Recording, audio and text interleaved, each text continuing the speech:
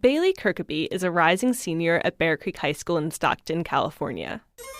This past year, she wrote a controversial profile for her school newspaper. Students are often told to follow their dreams and pursue what they love. An 18-year-old senior at Bear Creek who recently started a career in adult entertainment is doing just that. The piece profiles a fellow high school student who makes her own erotic videos. When I first started selling, it was just for money, Fink said. But then I liked the attention I got, such as being called beautiful.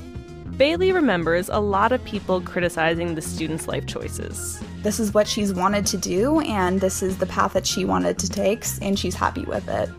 Caitlin Flanagan, a writer for The Atlantic magazine, thought people who read that piece should have been more concerned. An 18-year-old girl from a troubled home should not be making pornography to pay rent while she tries to graduate from high school.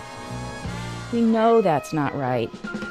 John Stuart Mill encourages people to pursue higher pleasures, like listening to Beethoven or enjoying a nice day at the theater.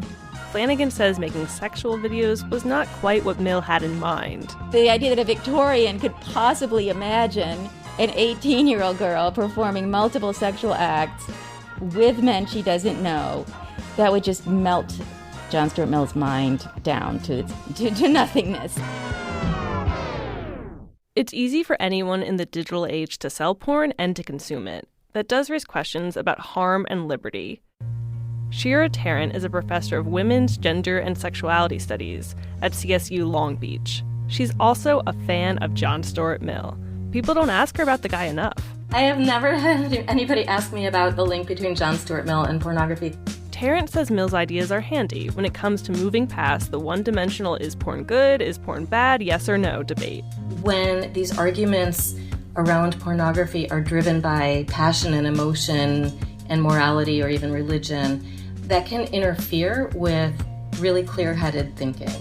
She says that if Mill were asked to give a lecture on pornography today, it would likely be informed by his wife, Harriet Taylor Mill. He had a concern about women and women's political rights, largely due to his partner having concerns about women's rights. Harriet Taylor Mill says pleasure would be, quote, infinitely heightened by the perfect equality of the sexes. With that in mind, Tarrant says Mr. Mill would likely start this imaginary lecture with the harm principle. The government can only interfere in individuals' liberty if doing so prevents harm from coming to others. Other than that, John Stuart Mill says people have the right to be free, to seek rational pleasure, to express themselves. The question of whether porn causes harm is where this gets complicated.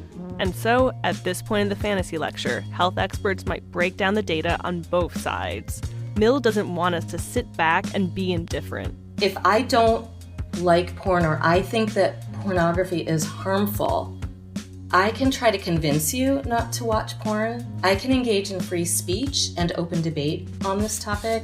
I could even, according to Mill, beg you to not watch porn. But according to Mill, I cannot force you to stop watching porn. And more importantly, neither can the government. There are lots of pleasures out there in the world. Higher pleasures, lower pleasures. Pleasures that are medium-low or on the lower end of high. Some people enjoy porn, others enjoy learning to play Duke Ellington on the saxophone.